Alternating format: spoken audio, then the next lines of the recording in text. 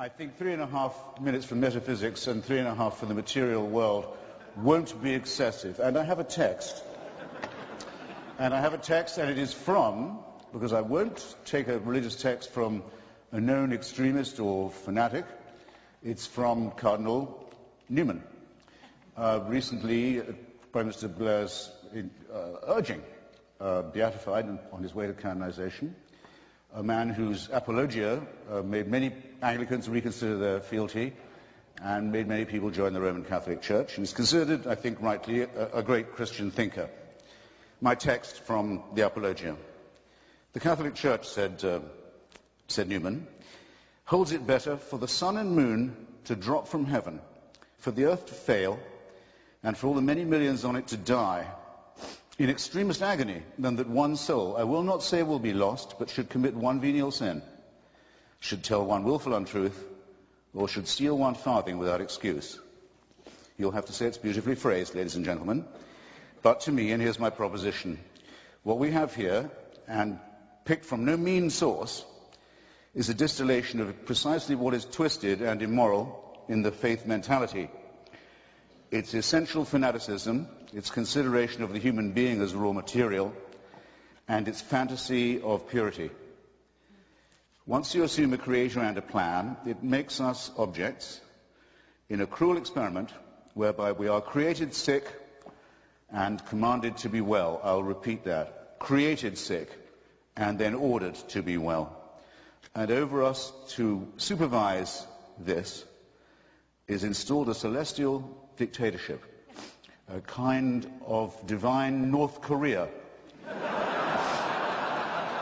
Greedy, exigent, I would say more than exigent, greedy for uncritical praise from dawn till dusk, and swift to punish the original sins with which it so tenderly gifted us in the very first place. However, let no one say there's no cure. Salvation is offered. Redemption, indeed, is promised at the low price of the surrender of your critical faculties. Religion, it might be said, must be said, would have to admit, makes extraordinary claims, but though I would maintain that extraordinary claims require extraordinary evidence, rather daringly provides not even ordinary evidence for its extraordinary supernatural claims. Therefore, we might begin by asking, and I'm asking my opponent as well as you when you consider your voting, is it good for the world to appeal to our credulity and not to our skepticism? Is it good for the world to worship a deity that takes sides in wars and human affairs? To appeal to our fear and to our guilt, is it good for the world? To our terror of death, is it good to appeal? To preach guilt and shame about the sexual act and the sexual relationship, is this good for the world? And asking yourself the while, are these really religious responsibilities, as I maintain they are? To terrify children with the image of hell and eternal punishment, not just of themselves, but of their parents and those they love.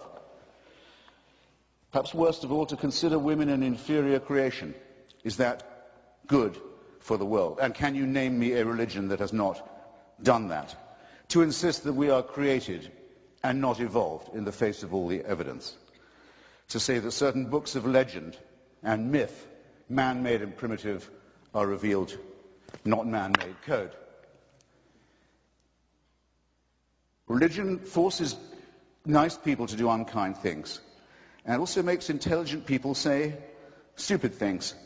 Handed a small baby for the first time, is it your first reaction to think, beautiful, almost perfect, now please hand me the sharp stone for its genitalia that I may do the work of the Lord?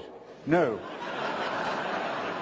It is, as the great physicist Steven Weinberg has very aptly put it, in the ordinary moral universe, the good will do the best they can, the worst will do the worst they can. But if you want to make good people do wicked things, you'll need religion. Now, I've got now 1 minute and 57 seconds to say why I think this is very self-evident in our material world. Let me ask Tony again, because he's here, and because the place where he is seeking peace is the birthplace of monotheism. so you might think was unusually filled with refulgence and love and peace. Everyone in the civilized world has roughly agreed, including the majority of Arabs and Jews and the international community, that there should be enough room for two states, for two peoples in the same land. I think we have a rough agreement on that. Why can't we get it? The UN can't get it. The US can't get it. The Quartet can't get it. The PLO can't get it. The Israeli Parliament can't get it. Why can't they get it? Because the parties of God have a veto on it, and everybody knows that this is true. Because of the divine promises made about this territory, there will never be peace, there will never be compromise. There will instead be misery, shame, and tyranny, and people will kill each other's children for ancient books and caves and relics. And who is going to say that this is good for the world? And that's just the example nearest to hand. Have you looked lately at the possibility that we used to discuss as children in fear? What will happen when messianic fanatics get hold of an apocalyptic weapon? Well, we're about to find that out as we watch the Islamic Republic of Iran and its party of God allies make a dress rehearsal for precisely this. Have you looked lately at the revival of Tsarism in Putin's Russia, where the black-cowled, black-coated leadership of Russian Orthodoxy is draped over an increasingly xenophobic, tyrannical, expansionist and aggressive regime? Have you looked lately at the teaching in Africa and the consequences of it, of a church that says AIDS may be wicked, but not as wicked as condoms? That's exactly no seconds left, ladies and gentlemen. I've done my best. Believe me, I have more.